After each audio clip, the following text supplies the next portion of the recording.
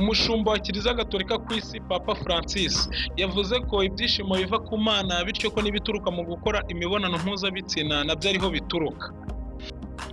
Iki kigeragezo cya Papa Francis ku bijyanye n'imibonano mpuzabitsina gikubiye mu gitabo Terra Futura cyashyizwe hanze kuwa 9 Nzeri 2020, kikaba kirimo ibiganiro bitandukanye yagiye agirana n'umwanditsi Carlo Petrini. Ni igitabo kirimo ibiganiro bigera kuri bitatu uyu mwanditsi yagiranye na Papa, ariko ahanini bigaruka ku buryo abona ibintu bitandukanye. Muri ibi biganiro hari aho Papa avuga ko kimwe n'ibyishimo bituruka mu kurya, ko ibiva mu gukora imibonano mpuzabitsina nabyo bituruka ku Mana. Yagize ati ibyishimo byo kurya n'ibyishimo byo gukora imibonano mpuzabitsina bituruka ku Mana. Ibyishimo bituruka mu kurya biberaho kugira ngo ukomeze kumera neza igihe uri kurya.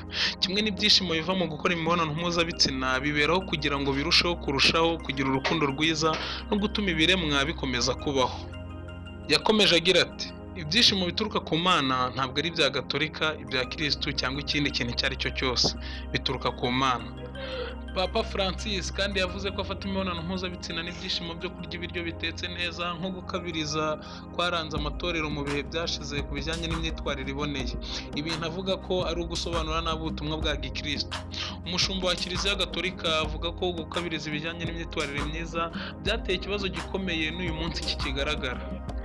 Nkomeje kugushimira wowe wakoze subscribe kuri channel yitwa Gruna Media TV. Nawe utarakora subscribe, kora subscribe kandi ukande no kunzogera kugira ngo amakuru mashya dushyizeho ujye uhita uyabona kandi uyabonere igihe.